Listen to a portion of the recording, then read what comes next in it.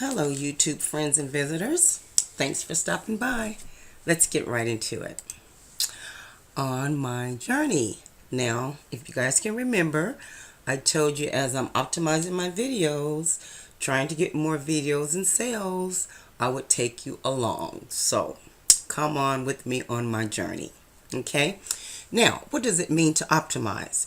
Merriam-Webster says to make as perfect, effective, or functional as possible. And when you do that, you'll get success. But if you continually make it perfect, effective, and functional, you'll become successful. This is an ongoing process, okay? Now, what I need you to do is stop the video and implement or do everything that I'm telling you to do and watch your channel grow, okay? Let's continue. Let's start with great thumbnails. Yay! That's the first thing that I did. So if or when you're optimizing your videos, you will need great thumbnails. People will have to be persuaded to click on your thumbnails, as this will be the first thing that they see. Even if you have good content, they won't even watch it because the thumbnail, we have to be able to reach our friends and visitors within 5 to 8 seconds. Okay, so if you, like I was saying before, even if you have good content, if that thumbnail is not good enough to grab them within that 5 to 8 seconds, they're not going to even watch your content. Okay, so now no matter what editing graphic software you use, and your thumbnail can be expensive or difficult. If the thumbnail is just not grabbing the people that is going to try and watch your videos for the first time, they won't even see it. So let's create great thumbnails. Yes.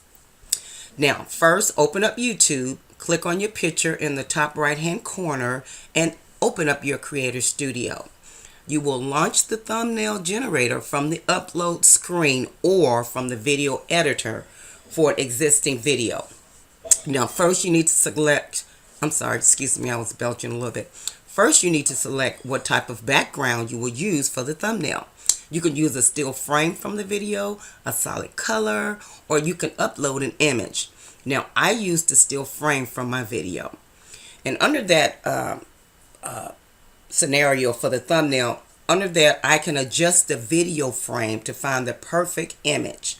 Okay, and when you get there, you'll see exactly what I'm talking about. And if you need me to I guess pull up this actual video that I did right here, then just leave it in the comment and I can do that as well, so I can show you exactly what I'm talking about. But if you get an understanding of what I'm saying right here, maybe that'll work as well. Okay, next is the layers tag.